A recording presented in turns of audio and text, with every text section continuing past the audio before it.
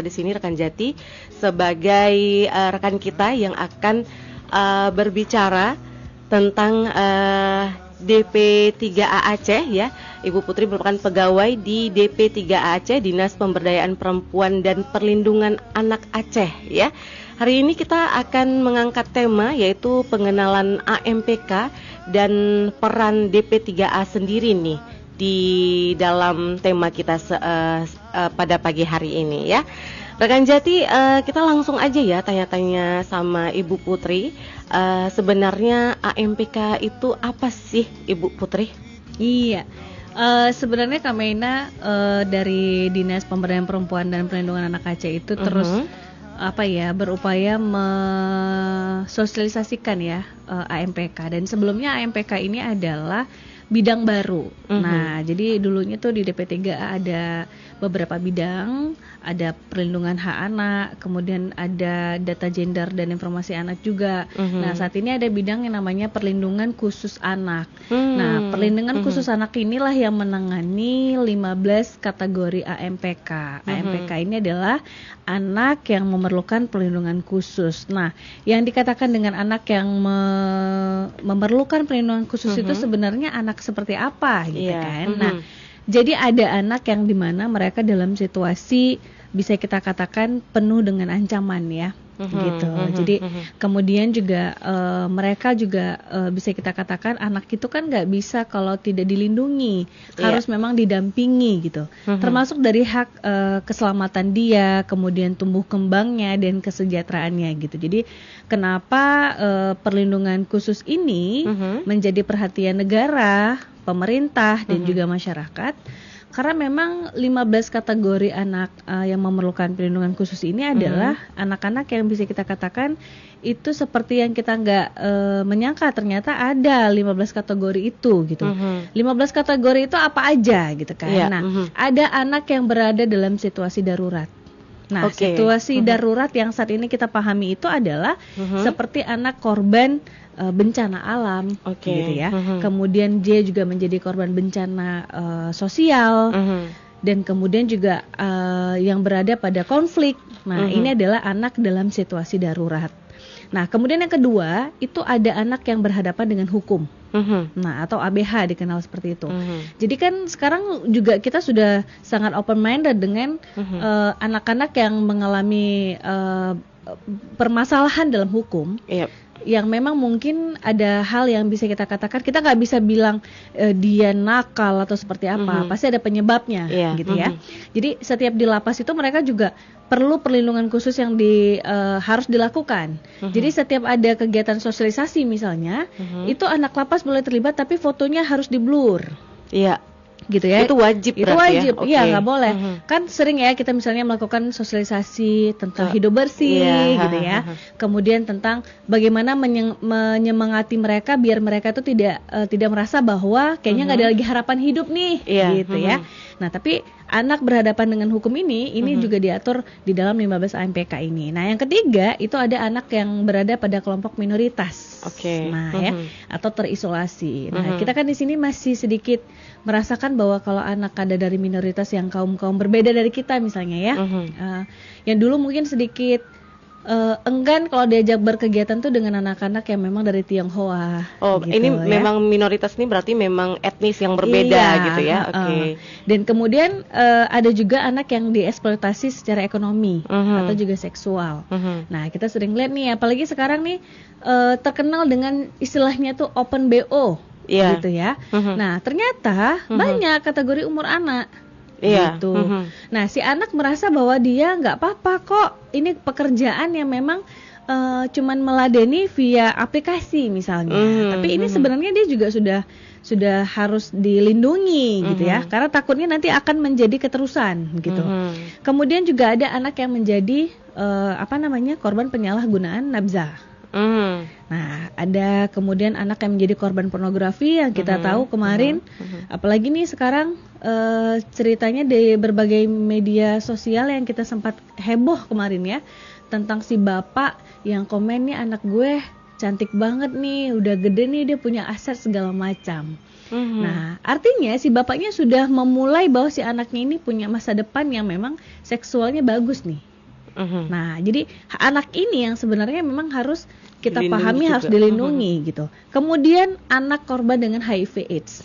Nah, kita sering ya merasa bahwa si anak ini dengan HIV/AIDS tadi kayaknya nggak perlu dikasih akses gitu ya. Iya. Padahal kita nggak tahu kondisi dia bisa positif HIV/AIDS itu dari mana? Seperti apa ya? Iya, Benar. gitu.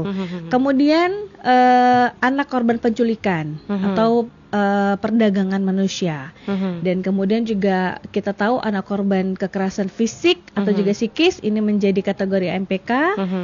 Kemudian ada anak kejahatan seksual, ada penyandang disabilitas, dan ada korban perlakuan salah dan penelantaran. Nah, ini yang perlakuan salah ini kita kadang sering menganggap bahwa kita sering mengkambing hitamkan dia misalnya ya. Tapi itu sebenarnya tidak dikategorikan dengan perlakuan salah. Nah, perlakuan salah itu apa? Contoh, orang tuanya nyuruh si anak misalnya, abang atau adek tolong beliin rokok. Nah, itu udah perlakuan salah. Karena si anak tadi tidak boleh menjadi objek untuk beli rokok. Oke. Nah, karena kan rokok itu udah bahaya ya. Nah, dengan kita suruh atau kita minta tolong nih sebagai orang tua untuk membeli barang-barang yang menurut kita ini bisa tanggung jawab kita sendiri gitu. Nah, ini juga sudah masuk dalam kategori perlakuan salah. Oke. Kemudian Kalau anak penelataran ini memang maksudnya pengabaian misalnya dari orang tua juga gitu. Benar. Karena ada ya kadang orang tua menganggap bahwa kayaknya aku nggak mentelantarin dia lah, aku tuh kasih dia akses segala macam. Tapi di dalam rumah kita kadang nggak ada komunikasi ya. Yang akhirnya si anak merasa bahwa ternyata untuk hidup di luar rumah itu jauh lebih baik.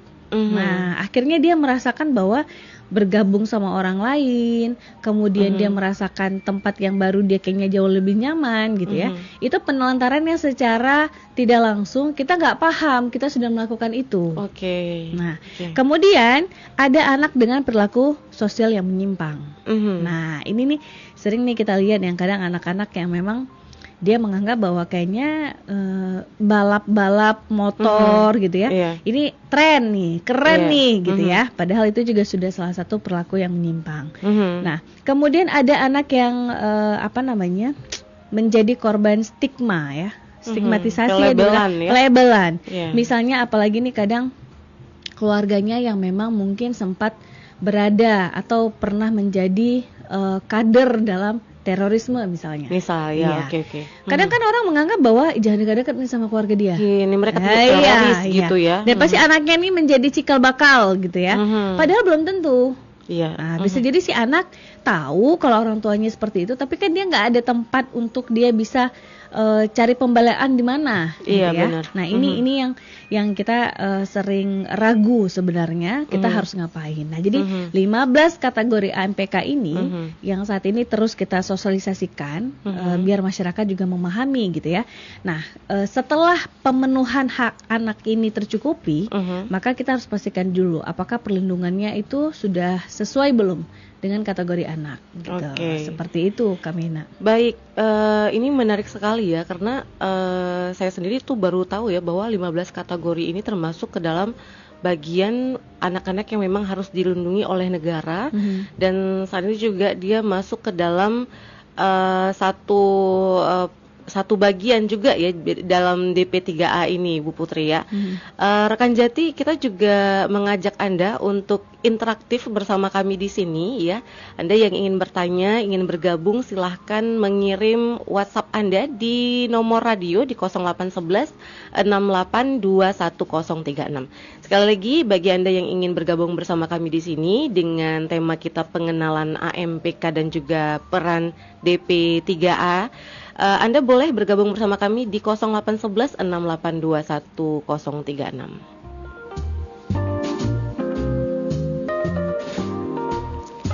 Iya, dan memang sudah ada beberapa yang bergabung bersama kami di sini, tapi kita lanjut dulu ya. Ngobrol ini ternyata menarik sekali ya. Tadi memang Ibu Putri sempat menyinggung tentang 15 kategori yang memang harus kita lindungi ya. Jadi kalau seandainya anak-anak ini sejauh ini sosialisasi udah berapa lama nih berjalannya? karena memang bidang ini baru ya, Kak Mena. Bidang perlindungan khusus anak ini baru. Selama ini kita sosialisasinya itu hanya misalnya mengundang satuan dari lintas sektor, misalnya kayak perwakilan dari semua guru yang ada di Kota Banda Aceh atau Aceh Besar. Kemudian juga bagaimana peran dari aparatur Gampung terkait sosialisasi AMPK. Kemudian kita mengundang seluruh komunitas anak yang ada di Banda Aceh dan Aceh Besar. Berarti ini apakah sosialisasi ketika DP3A ini bergabung dengan atau mengundang guru, peran Gampung, itu menganggap bahwa mereka adalah stakeholder dari DP3A gitu ya. Selama sosialisasi apa yang mungkin terilustrasikan dan terdeskripsikan, apa yang memang, apakah mereka positif dalam menanggapi atau bagaimana nih? Justru mereka sebenarnya juga nggak menyangka ada 15 kategori ini, gitu ya. Karena menganggap bahwa ternyata ada lagi dari pemenuhan hak anak, ternyata ada lagi 15 orang yang harus, 15 kategori yang harus kita pahami gitu. Nah, apalagi kayak misalnya di kampung-kampung yang kita nggak tahu nih. Karena Pak Keciknya nggak tahu ternyata ada satu anak yang memang dia mengalami minoritas tadi misalnya gitu ya, dengan keterbatasan dia dan segala macam gitu. Nah akhirnya sejauh ini itu kayak aparatur Gampung ada beberapa kecil itu yang sudah mulai menghubungi DP3A yang udah mulai, ini ternyata ada anak yang seperti ini gimana gitu ya. Jadi alhamdulillahnya sudah mulai terkonek lah. Cuman untuk saat ini menggunakan media radio, nah ini baru pertama kali nih kita menggunakan sosialisasi dengan radio gitu ya, karena kita menganggap bahwa radio bisa diakses di mana aja, dan ini berharap seluruh Aceh gitu ya paham bahwa 15 AMPK ini selama ini kita anggap ini adalah hal yang baru. Ternyata ini sebenarnya hal lama yang kemudian memang harus kita buka kembali, yang karena memang juga bidangnya baru gitu ya, bidang perlindungan khusus anak seperti itu. Jadi sebenarnya ini adalah obrolan lama kenapa anak-anak menjadi seperti ini, tapi kemudian saat ini memang pemerintah lebih fokus lagi dalam penanganan generasi penerus bangsa ya. Rekan Jati, saat ini juga sudah ada beberapa teman-teman yang bergabung bersama kami di sini. Kita coba melihat dari satu nomor yang sudah lama sekali nih menunggu respon dari kita tampaknya ya. Ini darinya Ibu Sri ya. Assalamualaikum, saya ini namanya Sri tapi Karina, benar ya? Tapi ya saya tidak salah. Iya. Saya Karina, ya jadi mau bertanya gimana cara kita sebagai masyarakat itu mengenali bahwa seorang anak itu termasuk dalam kategori AMPK. Nah, gimana nih, langsung dijawab aja ya. Kadang kita memang secara fisik ya kita lihat kayaknya nih dia kayak nggak mengalami kekerasan gitu mungkin ya. Dia kadang nggak pernah juga tidak pernah terlibat dalam perjualbelikan manusia gitu human ya. Trafficking ya. Gitu. Dan kita bisa memastikan bahwa apakah dia dengan teman-teman seusianya itu berbaur atau tidak. Gitu ya. Kemudian dia lebih aktif atau tidak untuk berbicara dengan teman-temannya gitu. Apakah dia mau bersekolah atau tidak gitu. Kadang ada anak tipikal yang memang atau tipe keluarga ya menutup. Artinya masyarakat nggak bisa akses melihat bagaimana kehidupan dia. Kadang kita cuman mau silaturahmi aja atau sekedar tanya kabar, itu kadang kan ada keluarga yang tertutup. Nah ini bisa boleh menjadi acuan kita untuk patut dicurigai gitu. Artinya patut kita cari tahu sebenarnya ada apa. Kenapa nih anak? Ada apa gitu. Kemudian melihat anaknya apakah ada nggak bermain dengan teman-teman yang memang sebaya gitu ya. Kemudian terlihat nggak dia pendiam atau tidak. Nah justru dengan anak yang seusia dia yang harusnya dia lebih aktif atau dia lebih sedikit menonjol lah, kelihatan lah anak-anaknya gitu ya. Tapi ini lebih yang kayak minder, kemudian tidak berani bergabung, ingin gabung tapi takut-takut. Nah ini sebenarnya bisa ditindaklanjuti gitu. Nah saat ini pun sebenarnya ketika ada pelaporan, misalnya pelaporan kekerasan terhadap anak, nah itu pasti pihak dari penanganan kasus itu akan menanyakan apakah pihak tetangga tahu nggak ini gitu. kan kita pasti mendengar ya setiap tangisan atau pukulan, iya. Misalnya ya anak kurang ajar segala macam, kita pasti akan dengar gitu ya. Nah ini akan ditanyakan tetangganya, selama ini tahu. Nah bisa kita bilang tahu, tapi tidak ada tindakan nih dari kita gitu ya sebagai tetangga. Ini juga akan menjadi masalah karena sebenarnya AMPK ini juga bermula itu adalah dari ya kehidupan kita, dari lingkungan kita. Iya, gitu. Oke. Jadi pengabaian yang tetangga atau mungkin orang terdekat itu juga jadi salah satu kayak tindak lanjut. Iya, benar. Nggak ada tindak lanjut, jadi satu pengabaian gitu ya. Aduh, luar biasa ini ya. Ternyata memang tidak ada benar-benarnya kalau kita kayak tidak peduli. Iya, gitu kita nganggap gini, ngapain kita ikut campur? Iya, itu kan rumah tangga orang lain, benar. Gitu ya. Jadi itu tidak benar sikap seperti itu ya. Oke, ini ada lagi begitu ya Ibu Karina ya. Tadi terima kasih sudah mengirimkan WhatsApp Anda. Ada satu lagi yang akan kita baca, ini darinya Ashilah ya. Ya, saya Sheila ya. Assalamualaikum Bapak, ya kita ibu-ibu. Baik, saya Sheila, saya mau bertanya bagaimana peran sekolah atau guru dalam melindungi anak-anak yang terindikasi mengalami kekerasan atau kerentanan. Terima kasih. Jadi ini tadi udah sempat memberikan sosialisasi juga ya Ibu Putri ya. Ini gimana nih Ibu? Yang memang anak-anak ini terindikasi mengalami kekerasan karena kayaknya kalau di sekolah itu terlalu kompleks ya. Iya benar. Gimana? Ya sebenarnya kan semua lintas sektor itu kan bekerja sama ya kita, guru, orang tua, kemudian juga pihak dari dinas juga pemerintah gitu. Nah sebenarnya sejauh ini saat ini untuk di kota Banda Aceh dan juga Aceh lebih sudah kita sudah sangat menerima ya ketika ada penelantaran, kemudian ada anak-anak yang memang rentan akan mengalami itu akan mudah pengaduan saat ini gitu ya. Kecuali itu keluarga yang memang nggak mau ini akan dikasuskan gitu. Tapi sebenarnya saat ini sekarang justru untuk di OPTD PPA di DP3A itu pelaporan segala macam kekerasan itu sudah mulai menjadi solusi yang mereka cari gitu. Nah, jadi untuk saat ini alhamdulillahnya setiap pelaporan itu akan terus ada dan hampir berupaya untuk mengecilkan kasus ini gitu. Meskipun sebenarnya itu balik lagi ya ke keluarga. Nah, kadang ada keluarga yang memang gak perlulah ribut-ribut untuk mengadu dan segala macam. Dan ini yang menjadi PR kita bersama bahwa masyarakat pun ini harus memang berani untuk melaporkan setiap permasalahan-permasalahan yang dilihat. Nah, jadi kalau misalnya dilihatnya ada anak-anak yang umurnya masih anak-anak tapi penampilannya bukan anak-anak lagi. Ini menjadi satu clue gitu ya.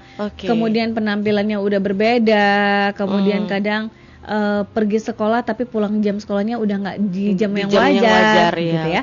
Ini boleh dicari tahu sebenarnya karena memang justru dari hal-hal ini kan banyak penemuan ya, banyak ternyata dia udah begini gitu. Nah. Jadi ini memang kepedulian kita bersama ya tentang anak-anak yang memang sudah tidak di luar kewajaran. Oke, ini sudah ada penelpon yang kita angkat dulu ya. Oke, kita angkat dulu sebentar. Oke, halo, selamat siang. Halo? Halo, udah terputus ya? Halo, assalamualaikum. Halo? Kayaknya udah, oke. Terputus ya? Terputus, kita coba sekali lagi. Oke, halo, selamat siang. Halo? Iya, dengan siapa ini? Dengan John di Penayung. Halo John, apa kabar? Gimana di Penayung? Itu hidup lampu atau enggak nih John? Ini kondisi lagi mati lampu semuanya kayak ini Mbak. Oh ya ampun, mudah-mudahan semua segera membaik ya. Iya, ini orang buat bumbu aja nggak tahu kayak mana nih, Mbak. Kayak pakai batu kayak Mbak. Aduh, ini John via streaming bersama kita di sini posisinya memang lagi buat bumbu atau gimana? Iya, betul. Kebetulan pas saya lagi ini kan scroll-scroll, saya hidupi Radio Jati. Wih, hidup nih. Kayaknya radio lain kayak mungkin ke kondisinya lagi sama, lagi mati lampu. Iya, kita Ini sekarang Radio Jati aktif itu. di streaming ya di www.radiojatifm.com. Baik, John, kita sedang membahas tentang pengenalan AMPK dan peran DP3A. Apa nih yang mau ditanyakan? Di sini ada Ibu Putri dari DP3A. Tadi kita juga udah membahas banyak tentang anak-anak dengan 15 kategori yang harus dilindungi. Apa yang mau disampaikan, John? Terkait dengan AMPK, ya. Itu kan anak dengan butuh perlindungan khusus ini kan kebetulan lagi bencana nih, Mbak. Iya, benar. Siapa tadi narasumbernya? Ibu Putri ya, Putri Tuh, Saleh. Iya, Bu. Iya. Ibu Putri Saleh. Jadi kan itu gimana tuh dengan anak bencana? Itu kan pasti rawan dengan kekerasan ini itu. Apa yang bisa mungkin sebagai warga yang ada di situ yang bisa kasih apa perlindungannya? Apakah contohnya apa perlindungan seperti apa kan belum tahu tuh. Mungkin bisa dibantu untuk supaya masyarakat yang terkena bencana lebih paham lah perlindungan yang untuk anak kecil itu seperti apa bentuknya. Itu aja sih Mbak yang mau saya tanyain. Baik. Makasih Bu narasumber atas jawabannya nanti. Iya, terima kasih John. Iya, tetap menjaga kesehatan ya. Oke, assalamualaikum. Iya, Waalaikumsalam. Baik, itu dia John dari Penayung. Ibu Putri, bagaimana nih? Apa yang harus sebenarnya kita lakukan terhadap anak-anak yang saat ini berada di lokasi bencana ya? Iya, dan kita juga baru-baru ini sudah mau 15 hari ya. Kondisi bencana ini menjadi perhatian kita penuh. Nah, ini memang kalau bicara bencana sangat diperlukan perlindungan khusus untuk anak-anak. Nah, kenapa kondisi bencana yang saat ini kita pahami itu terkadang belajar dari beberapa pengalaman, kita tidak punya tenda di mana tenda itu harus ada bilik-biliknya. Iya, shelter ya bentuknya ya. Jadi antara pemisahan ruang tidur orang tua dengan anak-anak gitu ya. Kemudian toiletnya juga gitu. Yang kadang kita membuat toiletnya tuh dua, yang kiri si perempuan, yang kanan laki-laki. Nah, padahal ini sebaiknya tidak boleh gitu ya. Justru di situ yang sering terjadi kekerasan, pelecehan pada di camp pengungsian gitu ya. Jadi gimana baiknya? Mungkin bisa di sebelah timur untuk toilet perempuan, di sebelah barat toilet laki-laki gitu. Jadi laki-laki tidak bisa mengakses, yang perempuan juga tidak bisa mengakses pada toilet yang bukan punya mereka gitu. Nah, ini yang lagi-lagi sebenarnya menjadi PR penting untuk DP3A juga dan untuk teman-teman lintas sektor yang lainnya, bahwa setiap camp pengungsian itu memang kita juga harus ada aturan pemahaman yang orang tua harus pahami bahwa di dalam camp pengungsian itu ya berarti kalau di keluarga dia ya dia harus menjaga keluarga dia gitu. Nah, ketika sudah diberi camp nih, misalnya kan kadang ya setiap tim relawan kan belum tentu bisa menghandle sampai sedetil itu gitu ya. Nah, tapi orang tua juga harus paham ketika sudah ada camp itu, maka dia juga harus melakukan bilik sendiri. Dia buatlah pemisahan. Jadi jangan beranggapan bahwa ini harus pemerintah semua nih yang melakukan, atau nih harus lintas sektor yang lain gitu. Nah, ada kemauan, ada inisiatif dari pihak keluarga untuk membedakan, untuk menyekat. Nah, ini bagian untuk kamar tidur orang tuanya, ini anak-anak gitu ya. Dan ini mungkin ini ada untuk pergantian pakaian segala macam. Karena kenapa? Ini adalah untuk mencegah jangan terjadinya pelecehan. Karena justru pelecehan terbesar itu ada di kamp pengungsian. Bahkan pernah terjadi di kamp pengungsian itu pernikahan anak. Nah, ini menakutkan sekali ya. Yang awalnya tadi si anak itu nggak kenapa-kenapa gitu ya. Yang harusnya kan di situ banyak orang. Yang kita pikir juga banyak orang yang melihat, ya nggak mungkin gitu ya. justru pelecehan terjadi di situ, baik di toilet atau dimanapun gitu ya, yang memang masyarakat kita masih menganggap bahwa ada kesempatan nih. Nah, jadi dari hal yang terkecil itu orang tua juga jangan berpikir bahwa mentang-mentang camp itu rame, beranggapan anakku lagi main santai segala macam, nggak dipanggil-panggil untuk pulang segala macam. Nah, ini kan juga harus sebenarnya jangan menganggap bahwa ini hal sepele. Sepele ya, benar-benar. Apalagi kalau misalnya nggak apa-apa deh, dia kan main di camp sebelah dengan temennya, jadi sampai malam tuh nggak disuruh balik ke camp pribadi gitu ya. Malah itu yang kayak kebocoran-kebocoran yang akhirnya juga mendatangkan petaka gitu ya. Oke, jadi sampai saat ini Ibu Putri sebenarnya kita balik lagi ya. Sebenarnya peran DP3A di sini dalam 15 AMPK ini apakah hanya sebatas sosialisasi saja atau bagaimana? Enggak, sebenarnya sejauh ini DP3A bekerja sama di UPTD PPA. Itu adalah untuk penanganan kasusnya. Nah, jadi ketika kita sudah mensosialisasi, kita melakukan kebijakan-kebijakan yang memang bisa masyarakat pahami dan masyarakat tahu gitu ya. Ada pelaporan, maka itu langsung kita tindak lanjuti dengan penguatan UPTD PPA. Jadi unit pelaksana di setiap daerah tentang perlindungan anak ini ya, ini menerima segala laporan yang terjadi apapun kondisi tentang si anak gitu. Jadi ada SAPA 129 itu bisa dilaporkan bagaimana tindak lanjut yang harus dilakukan. Jadi ketika laporannya sudah masuk, kita akan meng-cross check keluarganya seperti apa, kemudian apakah dia memang harus dimasukkan ke dalam rumah aman dulu, kemudian apakah konseling ini dilakukan antara ibu dan ayahnya seperti apa, jamnya seperti apa. Nah, itu nanti sudah ditindaklanjuti oleh teman-teman UPTD PPA. Karena di UPTD PPA itu juga sudah ada psikolognya, ada pekerja sosialnya gitu ya. Karena memang ada juga pusat pembelajaran keluarga di situ atau namanya Puspaga. Dan tentunya setiap laporan ini memang selalu kita butuhkan dengan data-data si anak yang jelas gitu. Jadi setiap data ini kan akan membantu untuk kita juga tahu sejauh ini sosialisasi kita sudah menyasar belum ya, sudah sesuai belum gitu. Jadi kalau memang ada kekerasan dimanapun dilihat gitu ya, kemudian ada anak-anak yang kategori 15 AMPK ini yang kadang kita nggak tahu harus bagaimana penanganannya seperti apa. Nah, itu masyarakat boleh untuk melakukan pengaduan atau langsung misalnya datang nih ke DP3A melapor gitu ya. Dan DP3A-nya juga tidak hanya di Jelingke gitu, juga ada perlindungan perempuan dan anak yang ada di Kota Banda Aceh itu juga bisa. Tepatnya mungkin lokasinya itu teman-teman tahu di dekat Masjid Muhammadiyah jalan menuju arah Pasar Aceh.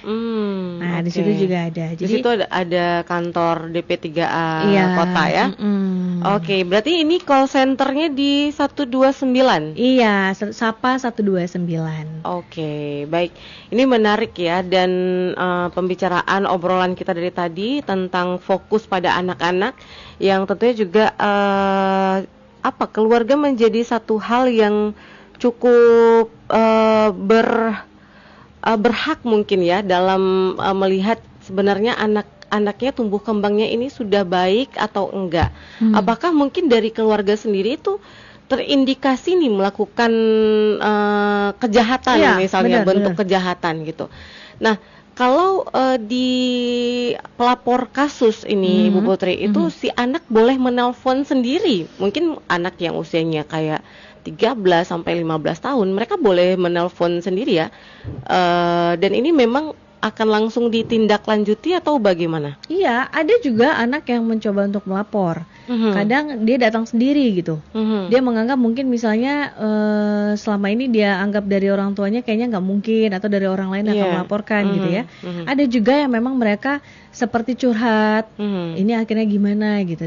Dan siapapun yang melapor itu UPTD teman-teman yang menerima laporan itu tidak akan menggubris. Nomornya siapa, orangnya yang mana gitu. Jadi antara you and me aja lah gitu. Jadi nanti kamu datang ke kantor, kita ngobrolin apa masalahnya gitu. Oh ternyata butuh tindak lanjut dengan psikolog, maka si anak dijumpai dengan psikolog. Nah, nanti tanpa diketahui sama si anak, tim dari pekerja sosial atau tim dari UPTD itu akan menghubungi keluarganya. Akan cross check gitu ya. ya. Jadi si anaknya udah ditangani nih, nanti datang keluarganya tanpa keluarganya tahu kalau si anaknya udah nelpon duluan. Gitu. Jadi akhirnya nanti pemecahannya seperti apa? Biasanya memang akan ada berembuk keluarga di situ ya.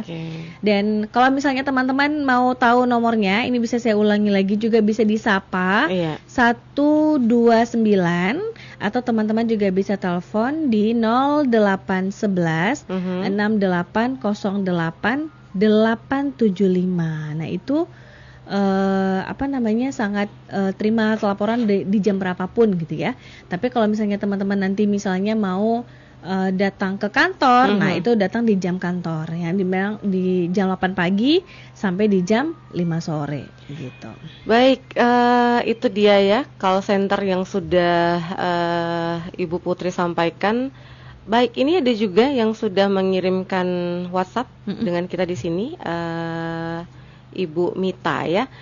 Dan kalau saya melihat ada kasus kekerasan atau anak yang butuh bantuan, kemana saya melaporkan? Nah, ini udah dijawab ya barusan ya. Jadi bisa disapa di 129 atau di nomor 0811 6808 875. Benar ya? Oke, itu dia. Ada satu lagi juga yang sudah mengirimkan WhatsApp bersama kita. Saya Ojan. Saya ingin bertanya, apakah DP3A menyediakan layanan konseling? Nah, ini juga tadi sudah dijawab ya. Jadi benar, itu nanti setelah pelaporan akan ditindaklanjuti. Anak ini akan bertemu dengan psikolog atau bagaimana, tergantung dengan indikator dari si anak sendiri ya. Ini juga tadi udah ya yang dikirimkan. Baik, rekan Jati, kami masih menunggu. Anda yang ingin bergabung bersama kami, silahkan mengirimkan pesan Anda di 0811 682 1036.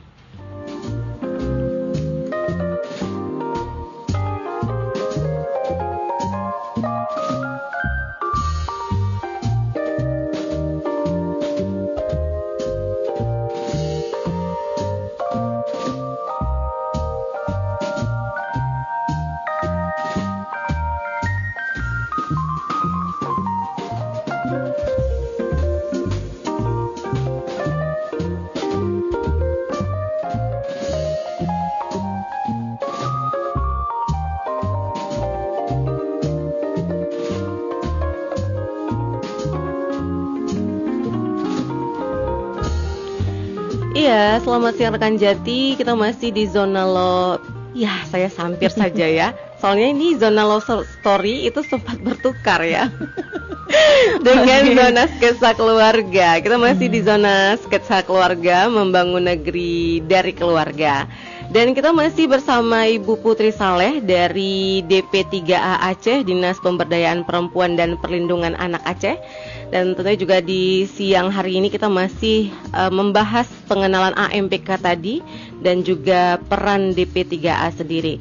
Baik, saya ingin juga bertanya ya, sebenarnya Ibu Putri, apa sih peran DP3A di tingkat provinsi? Apakah ini juga sama dengan apa yang udah selama ini disosialisasikan, atau mungkin juga apa yang sudah dilakukan oleh DP3A sendiri? Iya, DP3A ini kan saat ini memang yang menghandle segala informasi yang ada di setiap kabupaten kota ya. Yang kemudian memang rujukannya adalah setiap pelaporan itu yang kita terima dari setiap kabupaten kota merujuknya pada provinsi. Nah, DP3A ini kan tidak hanya fokus pada bidang perlindungan khusus anak. Jadi di DP3A itu ada 6 bidang yang ditangani, yaitu ada bidang pemberdayaan perempuan, kemudian bidang KHPK, ketahanan keluarga, ketahanan perempuan dalam keluarga gitu ya. Kemudian juga ada bidang keluarga berencana dan penduduk gitu atau DALDUK. Kemudian juga ada bidang pemenuhan hak anak. Dan tentunya setiap bidang-bidang ini gitu ya, di mana ada UPTD PPA juga. Jadi setiap sosialisasi baik terkait keluarga, terkait perempuan dan anak ini, itu memang menjadi ranah dari DP3A juga gitu. Nah, setiap kabupaten kota, apapun permasalahan data yang diperoleh segala macam, itu juga harus mengirimkan pada provinsi. Nah, kita ada namanya Simfoni ya. Simfoni itu adalah salah satu aplikasi untuk mengirimkan beberapa data-data. Jadi, setiap data kabupaten kota itu akan terupdate. Jadi, provinsi bisa melihat, oh ternyata kasus ini, oh ternyata pelaporan ini gitu.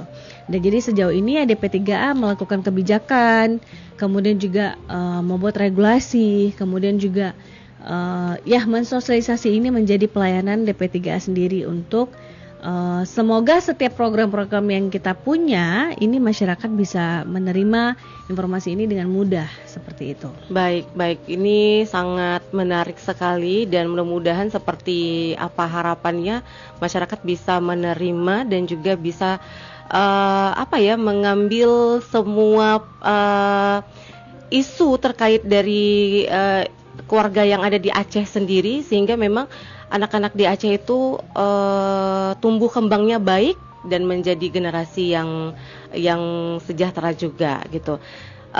Terakhir, Ibu Putri, apa nih pesan utama yang ingin disampaikan untuk masyarakat Aceh khususnya yang berada di Banda Aceh yang bisa menangkap streaming kita? Iya. Hal yang paling penting adalah kita jangan abai setiap kondisi yang kita lihat di sekitar. Kita menganggap bahwa dipukul, kayaknya kalau nggak dipukul nggak akan dengar apa kata orang tuanya. Tapi kan itu semuanya balik lagi ya, pola asuh. Jadi sebagai orang tua jangan berpikir bahwa pukulan itu atau gertakan atau ancaman itu menjadi salah satu solusi.